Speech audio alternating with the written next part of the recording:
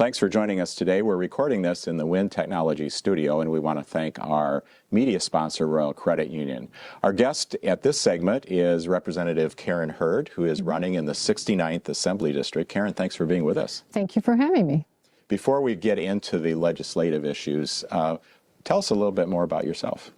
Well, this is my second term, so I've just completed a 2-year term as a freshman, and so running again to represent the people of Wisconsin. As far as a little bit about me, I'm a nutritionist. I have a master's degree in biochemistry. I also have a master's degree in public health.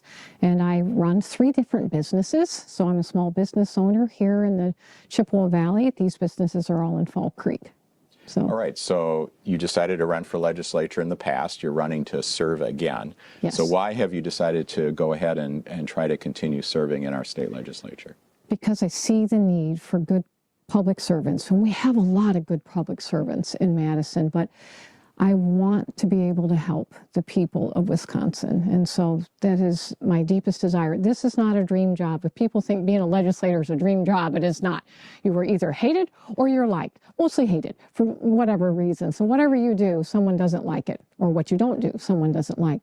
But that's not why I'm running. I'm not running for me. I'm running for them. I want to make this the best state that it possibly can be for our people to live in.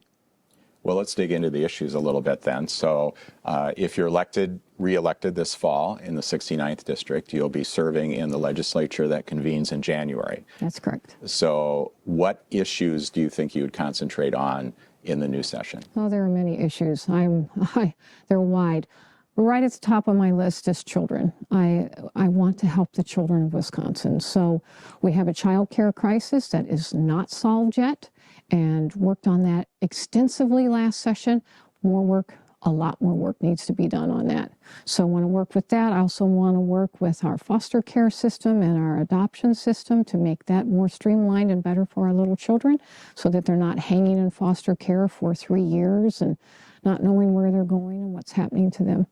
Also want to work on our roads. I'm always working on the roads so that we can improve our roads throughout the state of Wisconsin. Want to make sure that we get some general transportation aids to all the local municipalities. It's really super important to them. We did get the ARIP through last year. That's an agricultural road improvement program. It was very good, but we need to do more. So I want to do more on that, and I want to lower the taxes. And so I'll tell you more about that in a question I think you're going to ask a little later here.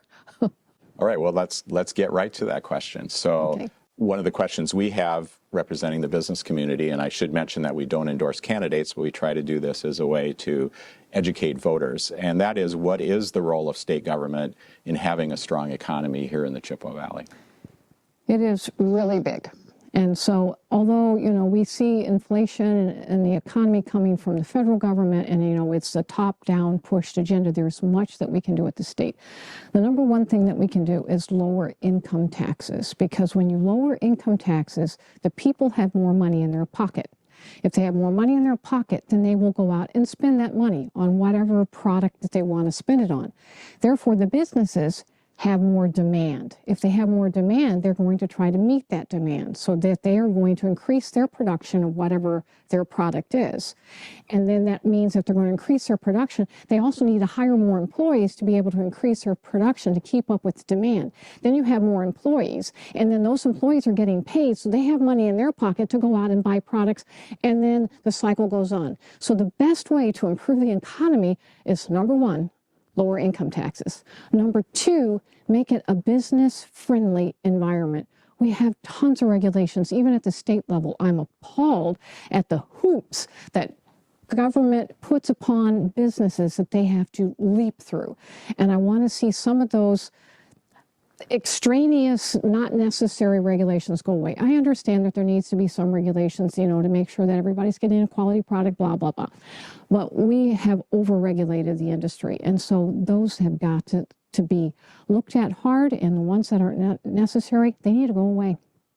All right. Well, thanks, Karen. We appreciate your being with us at this segment and informing the voters. And if you're watching this, we encourage you to get informed for the election and make sure to exercise your right to vote on November 5th. Thanks for joining us.